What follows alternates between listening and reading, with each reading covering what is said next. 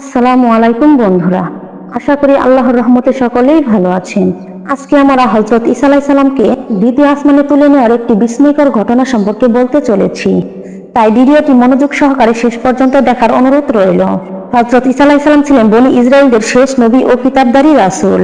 তার উপর ইনজিল নামে এক কিতাব নাজিল হয়েছিল।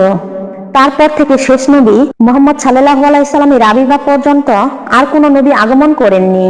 এই সময়টিকে রাসূল আগমনের বিরোধী কাল বলা হয়। কিয়ামত সংঘটিত হওয়ার অব্যাহতিকাল আগে আল্লাহ তাআলার হুকুমে আবার পৃথিবীতে অবতরণ করবেন। তখন তিনি মুহাম্মদী শরীয়ত অনুসরণ করবেন। তিনি ইমাম মাহদীর নেতৃত্বে সারা পৃথিবীতে শান্তি রাজ্য কায়েম করবেন। তিনি উম্মতে মুহাম্মাদীর সাথে বিশ্ব সংসারের প্রতি হবেন। কুরআন ও হাদিসে তার সম্পর্কে সঠিকভাবে বিস্তৃত আলোচনা করা হয়েছে। মরিয়ম পুত্র ঈসা আলাইহিস সালাম মায়ের ইন্তেকালের পর সিরিয়া যাত্রা পরিকল্পনা ত্যাগ করে বাইতুল মুকাদ্দাসে ফিরে আসলেন এবং সেখানে মানুষের নিকট দ্বীনের দাওয়াত দিতে আরম্ভ করলেন। এভাবে বেশ কিছুদিন অতিক্রম হওয়ার পর তার প্রতি ওহী নাজিল হলো। তার উপর আল্লাহ তাআলা ইনজিল কিতাব প্রেরণ করলেন। একদিন এক জনসমাবেশে তিনি বললেন, আল্লাহ তাআলা পূর্ববর্তী বিধান অনুসারে আমার উপর নতুন কিতাব ও শরীয়ত নাজিল করেছেন। অতএব তোমরা এখন থেকে পুরাতন কিতাবের হুকুম বর্জন করে নতুন কিতাবের হুকুম পালন করার অঙ্গীকার গ্রহণ করো। ঈসা আলাইহিস সালামের মুখে এমন কথা শুনে বনি ইসরাইলেরা ক্ষিপ্ত হয়ে উঠল। তারা বলল, এই যাবৎ আমরা তোমাকে খুব ভালো লোক হিসেবে মান্য করতাম, এখন তুমি সেই সুযোগে আমাদের পূর্ববর্তী ধর্মকে নষ্ট করার পরিকল্পনা করছ। নিজেই শরীয়ত তৈরি করে আমাদের উপর চাপিয়ে দেওয়ার চেষ্টায় মেতে উঠেছ। তোমার এই অপরাধ আমরা কখনোই ক্ষমা করব না। অতএব তুমি ভালোই ভালোই এই ষড়যন্ত্র পরিত্যাগ করো, অন্যথা আমরা তোমাকে হত্যা করব। নবী তাদের জবাবে বললেন, তোমরা আমাকে হত্যার ভয় দেখাচ্ছ, সেটা তো আমার কাছে অতি তুচ্ছ ব্যাপার। আমি আল্লাহর নবী। আল্লাহ তাআলার নির্দেশ অনুসারে জাতিকে দ্বীনের দাওয়াত প্রদান করাই আমার দায়িত্ব। অতএব আমি তোমাদেরকে এই পথ গ্রহণ করার বিশেষভাবে অনুরোধ জানাচ্ছি, অন্যথায় আল্লাহর গজব জমিনে নেমে আসবে, যেমন গজব এসেছিল পূর্বকাল নবীদের জামানায়। বনি ইসরাইলদের মুসলমানেরা ঈসা আলাইহিস সালামের এই দাওয়াতে দুভাগ হয়ে গেল। এক ভাগ পূর্ববর্তী ধর্মকে আঁকড়ে ধরে রাখলো, আর এক ভাগ হযরত ঈসা আলাইহিস সালামের ধর্ম গ্রহণ করতে সম্মত হলো। হযরত ঈসা আলাইহিস সালামের অনুসারীরা বনি ইসরাইলদের বললেন, তোমরা হযরত জাকারিয়া ও ইয়াহিয়া আলাইহিস সালামকে হত্যা করেছ, আবার এখন হযরত ঈসা আলাইহিস সালামকে হত্যা করতে চেষ্টা করছ। এটা জাতির জন্য এক বিপজ্জনক তৎপরতা। তোমরা এই ধরনের পরিকল্পনা থেকে বিরত থাকো। হযরত ঈসা আলাইহিস সালাম অবশ্যই একজন আল্লাহর খাস নবী। তিনি যেসব মুজিজা তোমাদের সামনে প্রদর্শন করেছেন তার মধ্য থেকে মৃতকে জীবিত করা, চির অন্ধকে আরোগ্য দেওয়া এবং কুষ্ঠ রোগীকে সুস্থ করা ইত্যাদি প্রমাণই তার নবী হওয়ার জন্য যথেষ্ট। অতএব তোমরা বিনীত পরিকল্পনা ত্যাগ করে তার প্রতি ঈমান আনো, তার শরীয়ত গ্রহণ করো। বনি ইসরাইলেরা ধর্মপ্রাণ মুসলমানদের কথা শুনে অনেক ক্ষিপ্ত হয়ে উঠল। তাদেরকে শাসন করতে দ্বিধা করলো না, উপরন্ত নবীকে হত্যা করার পরিকল্পনা আরো জোরদার করলো। নবীর নতুন শরীয়তের কথা প্রচার হওয়া মাত্রই বনি ইসরাইলদের মধ্যে বিভিন্ন রকম সমালোচনা শুরু হলো। কিছু লোক বিরোধিতায় মেতে উঠল, আবার কিছু লোক হযরত ঈসা আলাইহিস সালামের কালেমা পাঠ করে ইসলাম গ্রহণ করলো। হযরত ঈসা আলাইহিস সালাম আরেকদিন আরেক জনসভায় বলল, আল্লাহ তাআলা মুসা আলাইহিস সালামকে শনিবারের দিন ইবাদতের জন্য নির্দিষ্ট করে দিয়েছিলেন, আর আমাকে দিয়েছেন রবিবারের দিন। অতএব রবিবারের দিন ব্যবসা বাণিজ্য ও কাজকর্ম করা হারাম। ওই দিন আল্লাহর ইবাদত করে তার পবিত্র কিতাব তেলাওয়াত করে ভালো কাজের উৎসাহ এবং মন্দ কাজ থেকে বিরত থাকার চেষ্টা করতে হবে।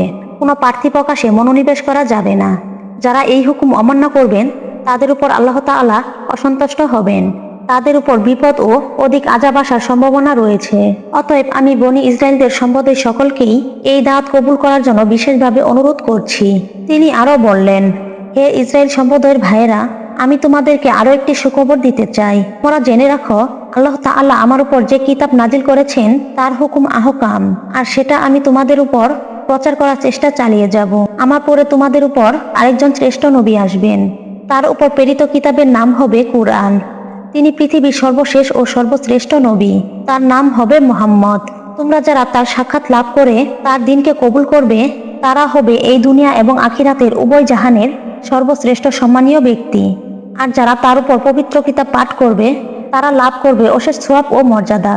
এই প্রসঙ্গে হযরত ঈসা আলাইহিস সালাম আরো বর্ণনা করলেন, হে কওম, তোমরা জেনে রাখো, শেষ নবীর প্রতি নাজিলকৃত কিতাব যা কুরআন নামে প্রসিদ্ধ লাভ করবে, অথচ ইতিপূর্বে কোনো নবীর প্রতি নাজিলকৃত কিতাব সম্পূর্ণভাবে কোনো মানুষই মুখস্থ রাখেনি। শেষ নবীর এই শরীয়ত পৃথিবীতে কিয়ামত পর্যন্ত অপরিবর্তিতভাবে কায়েম থাকবে। তোমরা সেই নবীর প্রতি দরুদ ও সালাম পাঠ করবে। আল্লাহ তাআলা সেই নবীকে দোস্ত বলে সম্বোধন করেছেন। তাকে সৃষ্টি না করলে আসমান জমিন কিছুই সৃষ্টি করতেন না বলে ঘোষণা করেছেন। অতএব তার মান মর্যাদা নিয়ে তোমরা অনুমান করে নাও। আমি একজন নবী হওয়া সত্ত্বেও সেই আখিরি নবীর সাধারণ উম্মতির অন্তর্ভুক্ত হতে আগ্রহী। যদি আল্লাহ তাআলা আমার প্রার্থনা মঞ্জুর করেন তাহলে আমি নিজেকে ধন্য মনে করব। ধর্মদ্রোহী বনি ইসরায়েলেরা হযরত ঈসা আলাইহিস সালামের বক্তব্য শুনে বলল, নিজে এক নতুন শরিয়ত প্রবর্তনের মাধ্যমে রাজনৈতিক ক্ষমতা দখলের পরিকল্পনা করছে। অতএব রাজ্যের বাদশার কাছে এই পরিকল্পনা খুলে বলা উচিত।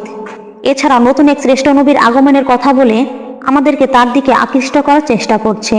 আমরা এই দুরহির চাল ভেদ করে তার গোপন উদ্দেশ্য সম্পর্কে অবগত হতে সক্ষম হয়েছি। এমতো অবস্থায় আমাদেরকে আর বিলম্ব করা উচিত নয়। অতি সত্বর তাকে শাস্তির ব্যবস্থা করা উচিত। তখনকার সময় বাইতুল মুকাদ্দাস সহ জেরুজালেম রাজ্যের বাদশা ছিল একজন কাফের। সে ইসলামের ঘোর শত্রু ছিল। বনি ইসরায়েলদের মধ্যে যখন এইরূপ দ্বন্দ্বের সৃষ্টি হয় তখন তারা ইসলামকে চিরতরে মুছে দেওয়ার জন্য একটি ধর্মদ্রোহীদের গোপন মিটিং বসালো। তখন বাদশা সবাইকে বলল, তোমাদের পূর্বপুরুষদের ধর্ম এভাবে বিনষ্ট করার ষড়যন্ত্রে যারা লিপ্ত রয়েছে তাদের চিহ্নিত করো। এরা আমাদের শত্রু, আমাদের ধর্মের শত্রু। এ ব্যাপারে তোমাদের সাহায্যে যা কিছু প্রয়োজন তা আমি দিতে সম্মত আছি। বাদশাহের এই উৎসাহদানের পরে এখন থেকে ঈসাকে সবসময় অনুসরণ করতে হবে। যখনই একাকী পাওয়া যাবে তখনই তার ইহুনীলা শেষ করে দিতে হবে। এই সিদ্ধান্ত গৃহীত হওয়ার পর তারা মিটিং শেষ করলো। পরের দিন থেকেই তারা নবীর পেছনে লেগে গেল। নবীকে অনুসরণ করে পর্যায়ক্রমে ধর্মদ্রোহীরা ডিউটি দিতে আরম্ভ করলো। অনেক দিন যাবৎ নবীকে একা পাইবার জন্য অনেক চেষ্টা করলো, কিন্তু সফল হলো না। কারণ ধর্মদ্রোহীদের এই ষড়যন্ত্র ধর্মপ্রাণ মুসলমানেরা তা বুঝতে সক্ষম হয়েছিল। তখন তারা রীতিমতো নবীকে পাহারা দেওয়ার ব্যবস্থা গ্রহণ করলো। ফলে নবীকে একা পেতে সক্ষম হলো না। অবশেষে কাফেররা সিদ্ধান্ত নিল নবীর প্রহরীদের সহ আক্রমণ করবে। তারা সর্বস্ব নিরস্ত্র থাকে, তাদেরকে সহ কাবু করা খুব একটা কঠিন হবে না। একদিন হযরত ঈসা আলাইহিস সালাম তার সঙ্গীদের নিয়ে আইনে সালুক নামে এক গৃহে পৌঁছালেন। এ খবর জানতে পেরে কাফেররা দলবদ্ধভাবে সেই গৃহ ঘেরাও করলো। এই সময় হযরত জিবরাইল আলাইহিস সালাম সেখানে উপস্থিত হলেন এবং ঘরের ছাদ ফাটিয়ে নবীকে ঊর্ধ্বলোকে উঠিয়ে নিয়ে গেলেন। নবীকে সোজা দ্বিতীয় আসমানে তুলে নিয়ে বিশ্রামের জায়গা করে দিলেন। এদিকে কাফেররা দীর্ঘ সময় ধরে গৃহ ঘেরাও করার পরেও ঈসা এবং তার সঙ্গীরা বের হচ্ছে না। তখন তাদের সর্দার সৈয়দ একটি তরবারি নিয়ে সেই গৃহে লাফাতে লাফাতে প্রবেশ করলো। গৃহের সকল কক্ষে তন্ন তন্ন করে খোঁজার পরেও তার কোনো খোঁজ পেল না। তখন সে বাহিরে দলের নিকট আসতে আরম্ভ করলো। এমন সময় হযরত জিবরাইল আলাইহিস সালাম সর্দার সৈয়দের মুখমণ্ডলে একটি ফু দিলেন। অমনি তার চেহারা হযরত ঈসা আলাইহিস সালামের মতো রূপ নিল। এমন অবস্থায় সে যখন বাহিরে দলের নিকট আসলো তখন তারা তাকে হযরত ঈসা মনে করে আক্রমণ করলো। তখন সর্দার সৈয়দ চিৎকার করে বলল, আমি তোমাদের সর্দার সৈয়দ, আমাকে তোমরা আক্রমণ করছো কেন? হযরত ঈসাকে না পেয়ে কি এখন আমাকে হত্যা করবে? আমি তো হযরত ঈসাকে খুঁজে হয়রান হয়ে গিয়েছি, তাকে কোথাও পেলাম না। কাফেররা বলল, হ্যাঁ, মানুষ বাঁচার জন্য অনেক বাহানাই করে। তুমি এখন বলছো তুমি নাকি আমাদের সর্দার সৈয়দ, তাহলে ঈসা কোথায়? তখন ঈসারূপী সৈয়দ বলল, আমাকে বিশ্বাস করো, আমি ঈসাকে তন্ন তন্ন করে খুঁজেছি কিন্তু কোথাও পেলাম না। কাফেররা তার কথা শুনে হেসে উঠল। তার রূপ পরিবর্তন হয়ে ঈসা রূপ ধারণ করেছে। তাই সে চিৎকার দিয়ে বলতে লাগলো, তোমরা ভুল করে আমাকে আক্রমণ করছ। তোমাদেরকে নিয়ে যাকে হত্যা করার জন্য আমি এখানে এসেছি তাকে ঘরের মধ্যে কোথাও পেলাম না। মনে হয় ঈসা একজন জাদুকর, তাই সকলের চোখে ধুলা দিয়ে সে পালিয়েছে। এসব কথা শুনে তাকে ভালো করে নিরীক্ষণ করা হলো। লোকটির শরীরের উপরিভাগ থেকে বোঝা যায় সে ঈসা আলাইহিস সালাম এবং নিচের ভাগ দেখে বোঝা যায় সে সর্দার সৈয়দ। এছাড়াও তার কথার শব্দ সৈয়দের মতোই।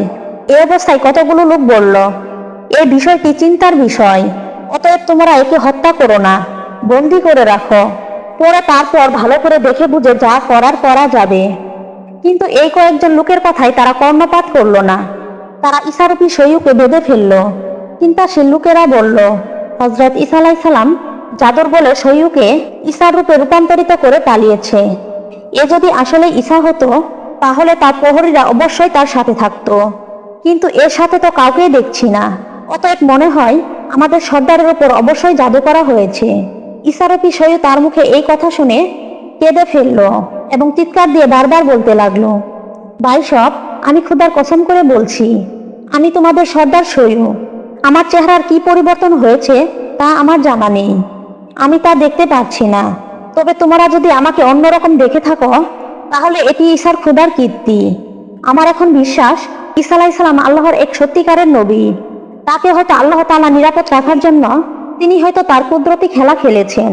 সৈয়দ যখন ঈসাকে আল্লাহর নবী বলে উক্তি করলো তখন কাফেররা চরম ক্ষিপ্ত হয়ে উঠল আর কাল বিলম্ব না করে সৈয়দকে শুলে চড়িয়ে দিল। সৈয়দ বাঁচাও বাঁচাও বলে কয়েকটি চিৎকার দিয়ে চিরদিনের জন্য নিস্তুপ হয়ে গেল, তার প্রাণবায়ু বিদায় হয়ে গেল। এই দৃশ্য দেখার জন্য অসংখ্য জনতা সেখানে ভিড় করতে লাগলো। সর্দার সৈয়দ শুলে বিদ্ধ হয়ে মৃত্যু হওয়ার পর সকলে তার দিকে চেয়ে দেখলো তাদের সর্দার সৈয়দকেই শুলে বিদ্ধ করা হয়েছে। এই দৃশ্য দেখে তখন তাদের নিজেদের মধ্যেই ভীষণ বিবাদ ও তলোয়ারবাজি শুরু হলো। অধিকাংশ লোকই বিমর্ষ হয়ে পড়ল। সর্দার সৈয়দ মৃত্যুবরণের আগে হযরত ঈসার রূপই দেখাচ্ছিল, তার মৃত্যুর পরে তার চেহারা পরিবর্তন হয়ে সে সর্দার সৈয়দ রূপ নিল। এটা ছিল আল্লাহর এক অদৃশ্য লীলা। এই অবস্থান দর্শন করে হযরত ঈসা আলাইহিস সালামের অনুপস্থিতিতে হযরত ঈসা আলাইহিস সালামের উপর ঈমান আনলো এবং হযরত ঈসা আলাইহিস সালামের শরীয়তের উপর জীবনযাপন করার অঙ্গীকার গ্রহণ করলো। কিন্তু হযরত ঈসা আলাইহিস সালাম এখন কোথায় আছে সেটা নিয়ে সবাই চিন্তিত হয়ে পড়ল। অনেকেই তার সন্ধানে ব্যস্ত হয়ে পড়লেন। অনেকেই নবীর খলিফা ও মুসলমানদের নিকট জানতে চাইলে তারা বলে দিলেন যে নবীকে আল্লাহ তাআলা আসমানে উঠিয়ে নিয়েছেন এবং তাকে আরেকবার আল্লাহ তাআলা পৃথিবীতে প্রেরণ করবেন, তবে তার নির্দিষ্ট সময় কারোর জানা নেই। হাদিস শরীফে বর্ণিত আছে, শেষ জামানায় পৃথিবীতে দাজ্জাল নামে এক ভয়ঙ্কর কাফের যখন আবির্ভূত হয়ে তার চমক লাগানো দৃশ্য মানুষকে দেখাবে, তাদের মৃত পিতা মাতাকে হাজির করে দেবে, তখন তারা তার দাসত্ব গ্রহণ করে ঈমান হারা হয়ে পড়বে। ঠিক সেই সময় ইমাম মাহাদী নামে আল্লাহর এক খাস বান্দা আবির্ভূত হয়ে দাজ্জালের কবল থেকে মানুষকে উদ্ধার করবে। দাজ্জালের সাথে তিনি জিহাদ করবেন। তিনি অনেক এলাকা জয় করে যখন বাইতুল মুকাদ্দাসে পৌঁছাবেন তখন হযরত ঈসা আলাইহিস সালাম পুনরায় পৃথিবীতে আগমন করবেন। তিনি ইমাম মাহাদীকে নিয়ে রাজ্য প্রাসাদের বিভিন্ন এলাকায় অনেক বিদ্রোহ করে আল্লাহর দ্বীনকে সর্বস্তরে প্রতিষ্ঠান করবেন। দাজ্জাল সহ সকল অসৎ শক্তিকে পরাস্ত করে পৃথিবীতে আল্লাহ তাআলার আইন কায়েম করবেন।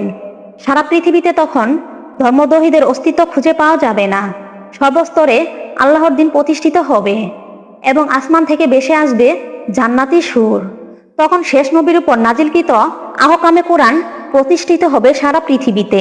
কোরআনে বর্ণিত আছে, হযরত ঈসা আলাইহিস সালাম দাজ্জালের বিরুদ্ধে যুদ্ধ জয় করার পর তিনি পৃথিবীতে 40 বছর বেঁচে থাকবেন এবং তারপর তিনি মৃত্যুবরণ করবেন। তাকে হযরত মুহাম্মদ সাল্লাল্লাহু আলাইহি সাল্লামের মাজারের পাশে দাফন করানো হবে। তো প্রিয় বন্ধুরা, কেমন লাগলো আজকের এই ভিডিওটি? কমেন্ট করে জানাতে ভুলবেন না।